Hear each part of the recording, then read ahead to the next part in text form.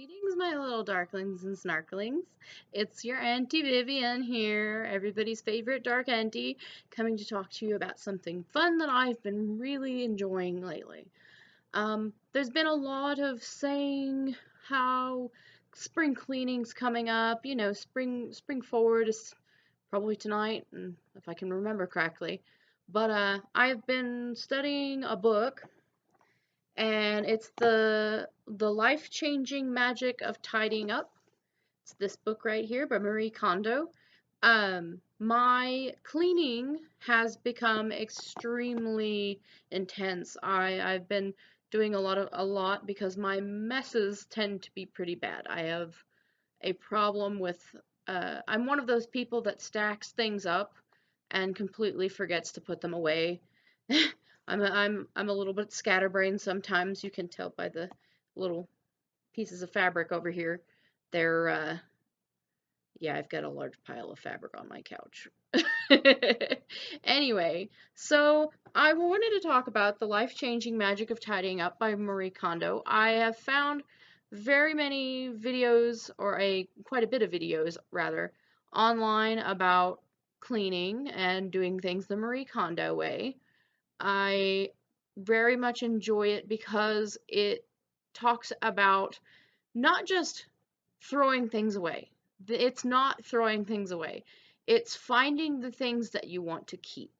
And she actually goes into that in the chapter of the book. And she has a second book. Hang on. That I am also reading. It is the second in the series, and this one is called Spark Joy. And sparking joy is a item in which she talks about in the first book.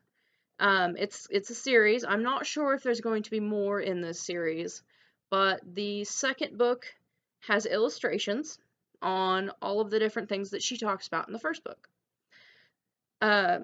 Something that I like a lot about the first book, and I'll open to just a random page, but here's an example of unread books. But what she does is she highlights the different rules. So even if you're skimming through the book, you can see through those highlighted passages what you really need to do, and you can look around. You don't really, I'm not going to say you don't have to read the book. It's got a lot of stories in it, and I really appreciate the way she writes.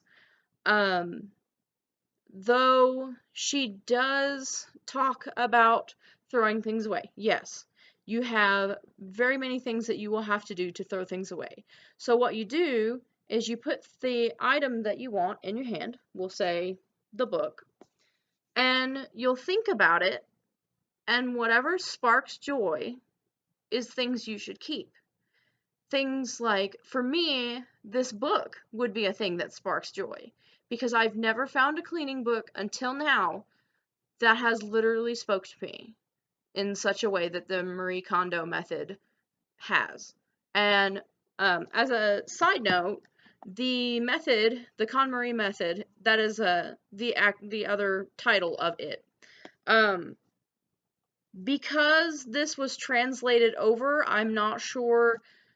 This was translated over from Japanese. I'm not sure if there was any differences in the books from the original Japanese text to what it is now.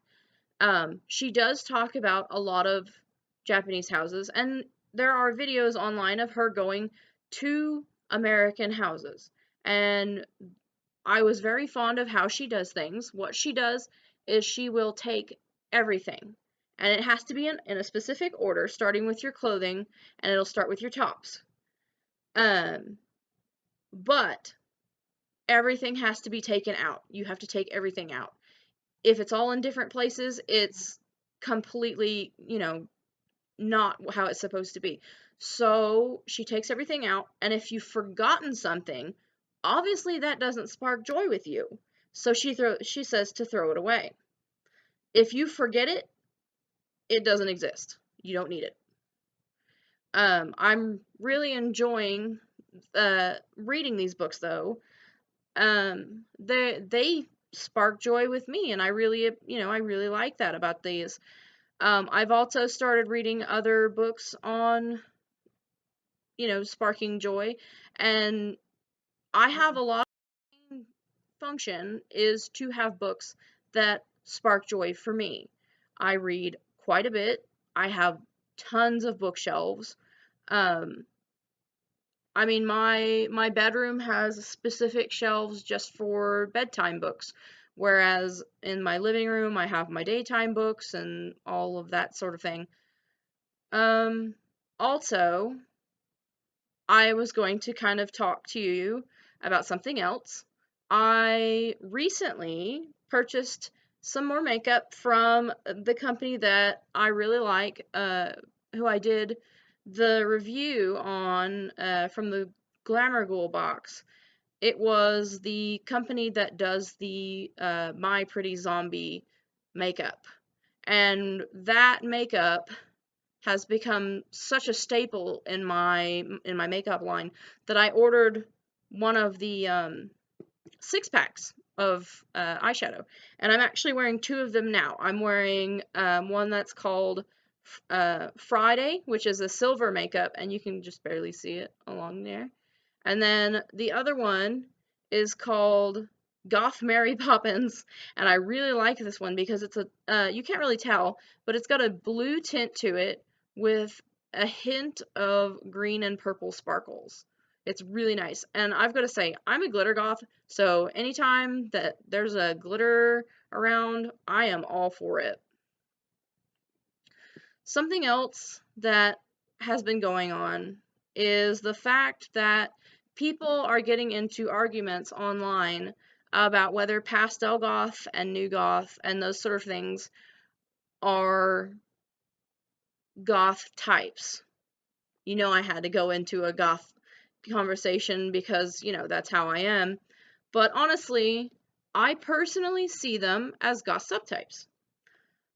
I don't see why they wouldn't be if they're listening to the music. That's the thing. I see this lifestyle as involving the music. Um, I don't think you can truly appreciate gothic, the gothic culture and lifestyle if you don't like at least or respect at least some of the music. And I've talked about this in previous videos where we have the top 5, the main 5, our core of the music that used to be a big thing, and that to me was very important. And those are the ones that I started with when I was just a baby bat. I honestly started with a Cure, and it kind of blossomed from there. Um, but I mean, I listen to so much music, and it's a variety of different things. And modern goth music is different than the previous and prior goth music. So you kind of have these new goths coming in, and they're saying things like what they respect, what they like. Well, they still like gothic music. This is gothic music. It's in the lifestyle. It just works. And to me, I would include them. We're just a big family. A snarky family, but a family nonetheless. So, I guess if you have an opinion, and I'm sure you do, about gothic subtypes and genres, my boyfriend, he's an elder goth, and I myself, he calls me perky goth or glitter goth. So, because I mean, you can tell by the sparkly little cat ears on my head that I just absolutely adore cute things and things like that. And I kind of would go pastel goth if I had to. I say had to just but mainly because I feel that pastel colors just don't look good on me. It really washes my skin out because I'm just so pale. Um, but yeah, I would do it. I have no problems with that. And a lot of different goths will say they don't appreciate the the different types of religious symbolism and some of the other symbolism that is involved with like pastel goth and new goth, Nugoth, new goth. But like for pastel goth, there's a lot of crosses, upside down and right side up. I've heard the upside down one's called the St. Peter's cross. I think, or is it St. James? I cannot remember. But those things, I personally wouldn't wear a cross. But I mean, you all know I'm pagan. I'm happily pagan, and I am a bit of a nihilist. So for me, it just probably wouldn't work. But with the new goth, they use a lot of pentagrams and things like that. And if you couldn't tell, which see my pentagram on me, I would wear that. And I do have shoes that have pentagrams on them. They have little metal pentagrams. I got them at Demonia on Sinister Souls online. It's a great website. Once again, I'm not being supported by anything like that. I don't monetize my videos or anything like that. I really don't need the money. I just want to share the love of goth from me to you, from the music, from the lifestyle, from everything. Goth is us. Goth is me. Goth is you.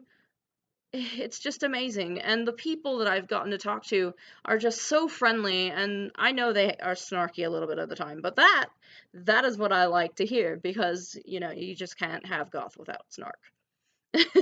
We're very witty people, and we love to chat, and sometimes we're sarcastic, but it's a different thing.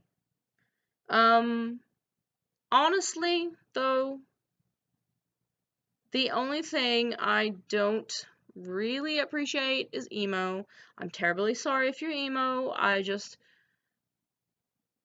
I never understood the need to be emo. Like, goth was such in my wheelhouse. I felt natural in that, but emo just never fit, and I tried it for a while.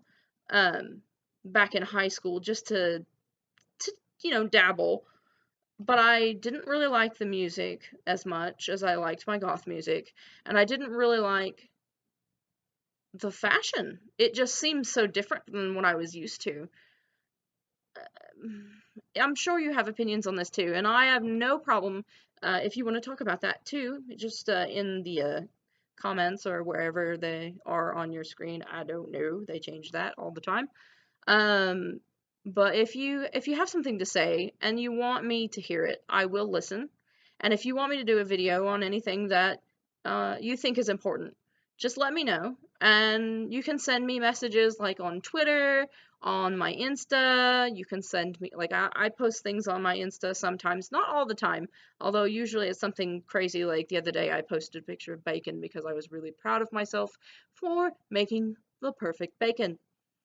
Sorry, vegans and vegetarians, if I offended you. I do really appreciate the vegetarian bacon. It does taste very good, and it's easy to make in the microwave. Super good. But yeah, mad respect to you guys, because you guys put up with a lot of our carnivorous and omnivorous crap from people. It's just not fair to you guys. But yeah, if you have anything that you'd like me to hear about or talk about, or just my opinion on anything, I'd be happy to talk about it. And I love connecting with all of you, my little nephews and nieces. So let's have a good day. Be good. Be good. Do something right. Pay it forward. All that good stuff. And I'll peace out of here. All right, love you guys. Dark Auntie, Vivian Wormwood, going out.